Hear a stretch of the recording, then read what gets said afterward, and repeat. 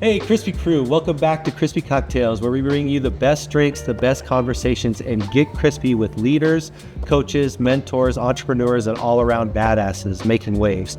If you're loving what we do, don't forget to hit that subscribe button so you never miss a sip of the action. And while you're at it, check out our website at crispycocktails.com for everything you need. Explore our flavors, find a retailer near you, browse our gallery, and get answers to your top questions.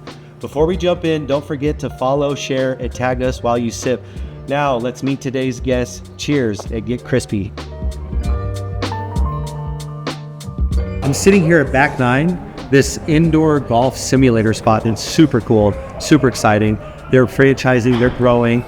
Here with Tim Canaday today, co-owner of Never Summer Industries, which this is super cool for me. We've been doing it for 35 years. I actually own a Never Summer snowboard. Been ripping it for probably at least 10 years. Yeah. It's been such a great board. It's so nice to meet you. Thank you so much for being on today. Oh, you bet. Yeah, Thank you for having me on. That's awesome. Definitely. Yeah. So tell me a little bit about your story and how did you get into the industry? Oh, well, grew up in Fort Collins, and we were a big outdoors family. Did a lot of, when I was very young, did a lot of cross-country skiing, and then started downhill skiing when I was about 5 or 6 years old, something like that.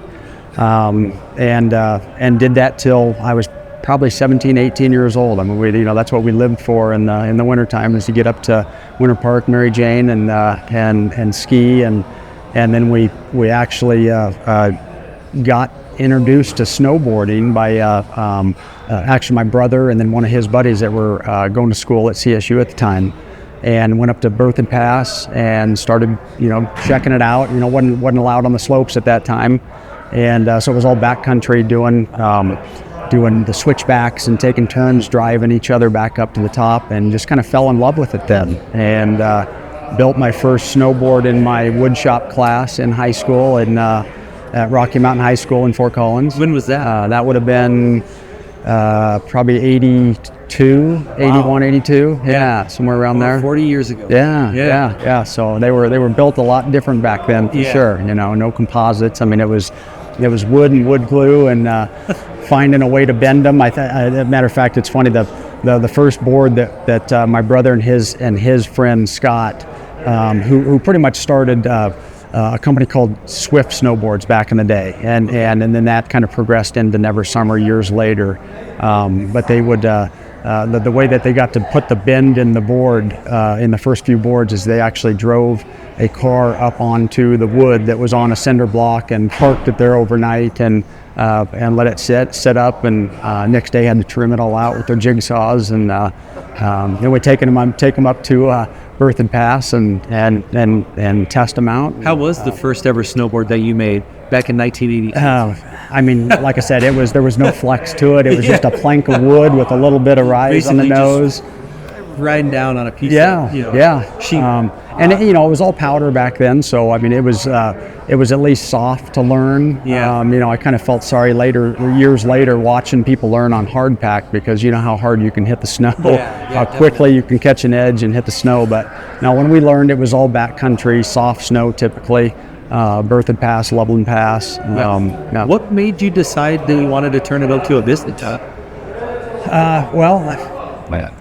My brother and I both moved out to California after high school, him after college, and lived out in Huntington. I lived in Huntington, he lived down in San Diego, and we thought we would pick up surfing and become good surfers, because we had this background of snowboarding, and that was an eye-opener for sure, because surfing was very difficult. And anyway, my father-in-law, my now father-in-law, knew that we had started making snowboards, back in the early 80s, and this was later 80s when we were in California, and just asked us, hey, do you guys want to try to get back into this? And we were like, well, we'd love to, we're not sure how, but we ended up finding a contact here in Colorado, a gentleman by the name of Steve Link that lived up in Summit County that had his own snowboard company, and called Summit Snowboards, and he gave us an opportunity to build boards in his factory, and it kind of just took off from there.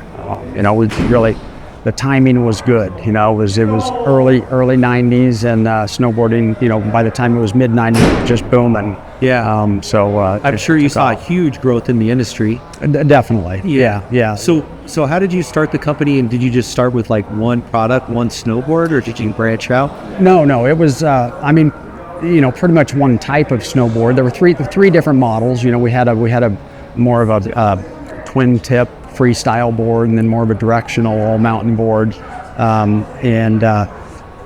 You know, just at that time, one of the biggest things that was kind of a detriment to the snowboards of the time was durability, because there was a big skate influence in the industry, and so people weren't riding necessarily everything or snow all the time. You know, they're bonking off logs and rocks and damaging snowboards quite a bit. So we said, how can we improve on the durability? And that was kind of the avenue that got us into the industry.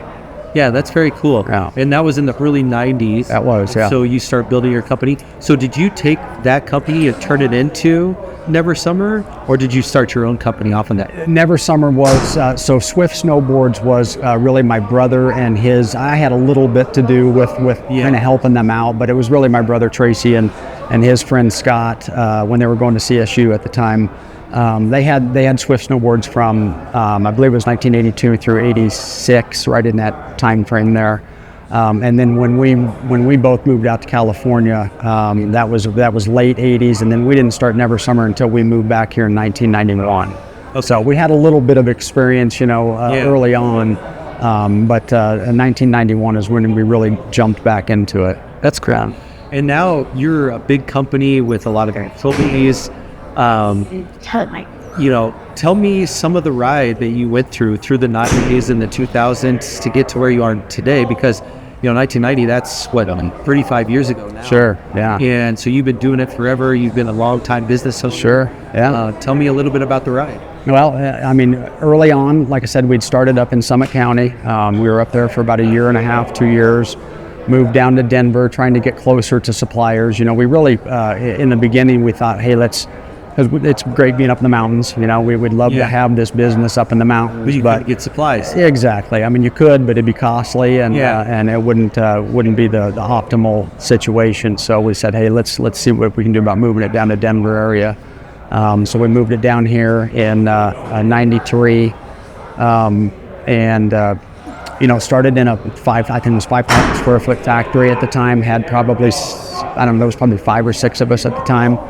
And still really in kind of prototype stages, you know. I mean, it was a few, you know, we'd been into it for 2-3 years, but at that time we really hadn't broken into many dealers. We had a lot of boards in a very limited number of shops on consignment, until we could kind of prove ourselves, you know, because nobody had really heard of us. We didn't really have the marketing dollars at that time to get our name out there. So it started pretty slow for sure. How were you able to grow your company? What did it take, and what are some of the things that you need to do? Well, first, the product. I mean, the product kind of sold itself, you know. You guys were better than everybody, pretty much, weren't you? Well, and you guys were riding the boards? Definitely, yeah. No, my brother and I were avid riders. Everybody that worked at the company at that time were avid riders, so there was a lot of input from not only us, but the people that rode the product, you know. But like I said, the first thing that kind of got us into the industry was the durability of the boards. We met up with a supplier called Gordon Composites that makes fiberglass. My brother and I are big archery guys. We both shoot bows, and it's a company that makes archery limbs. And so we started putting that into the snowboards, and I mean, it's much more durable than a regular wet layup type fiberglass, a little bit different type of fiberglass. But we just looked into the materials and how can we make the boards kind of bomb proof, and that kind of led us to where we're at now. I mean, we've been doing this, 35 years now, and we're still pretty well known for one of the most durable boards out there. Yeah. Well, and I've had mine for well over 10 years, so it's a testament to it. I ride it super hard. Sure. Yeah. Yeah. And well, it's time for you to get a new one. Yeah, definitely. You make them too durable. Right, that's right. Another one. That's right, yeah. So, about how many boards and skis do you sell every year now?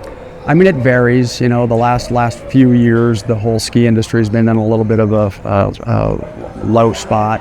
And I think that's crazy because every time you go up, it's always packed, right? Just packed full. Sure. Yeah. But no, obviously COVID was a hard hit for every type of business.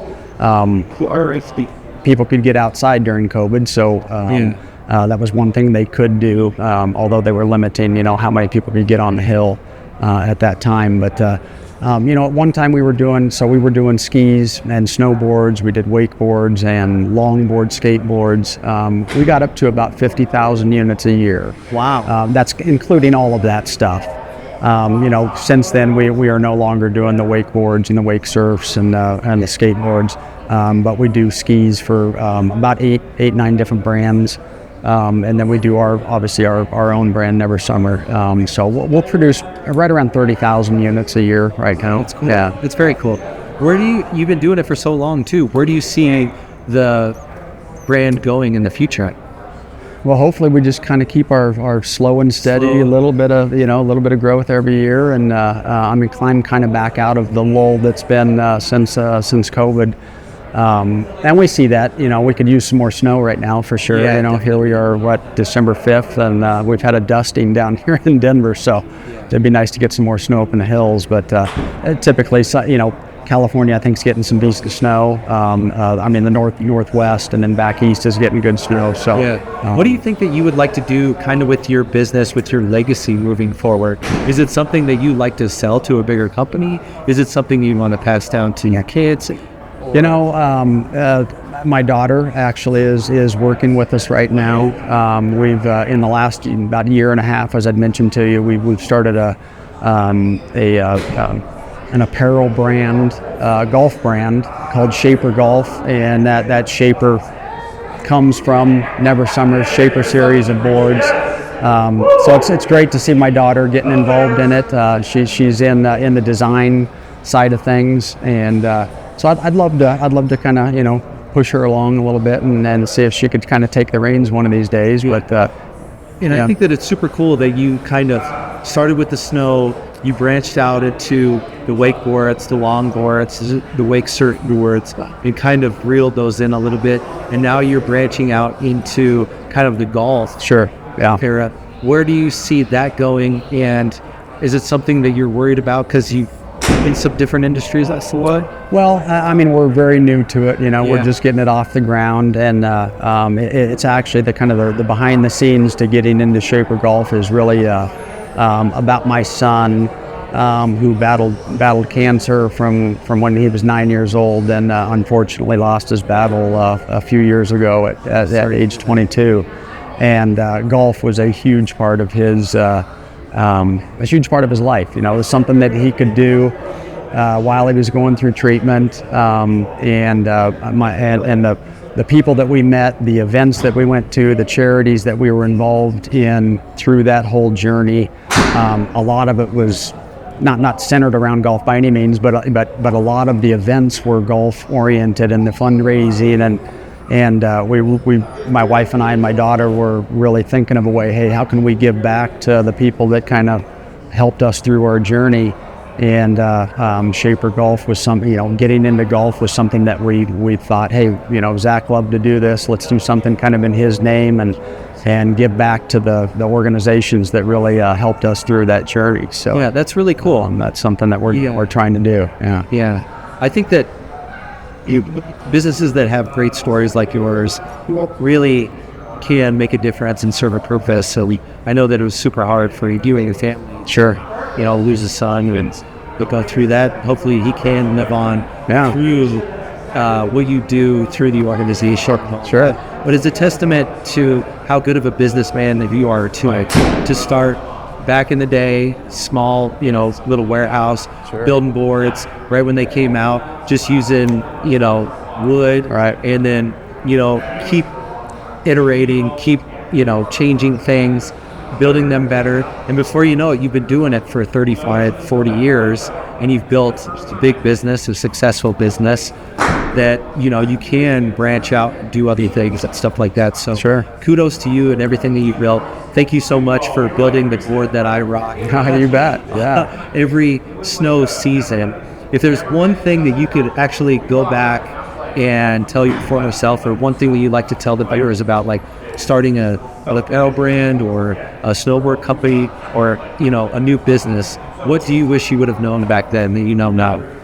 With all the knowledge you have. Well, I mean, it's a lot more work than you might imagine, but if you're passionate about it, you go through ups and downs through the whole process, and you just got to believe in yourself and the people around you. We've surrounded, my brother and I have surrounded ourselves with some of the best employees you could have, and you got to give them credit. I mean, it's tough to run a business and try to take everything on yourselves, and you got to see the attributes that your employees can add to the business, and be thankful for them, but just really cherish the people that are around you. Yeah. And know that it's a team effort, and don't try to take everything on yourself, and you can be successful. Yeah, you're definitely, I can tell, very humble. And I think that a lot of my success is because I've had great employees that have worked with me. Sure. I don't like to say that they work for me, Sure. with me. Yeah. Right? You want to build a great team, and you want to have quality people that you surround yourself with.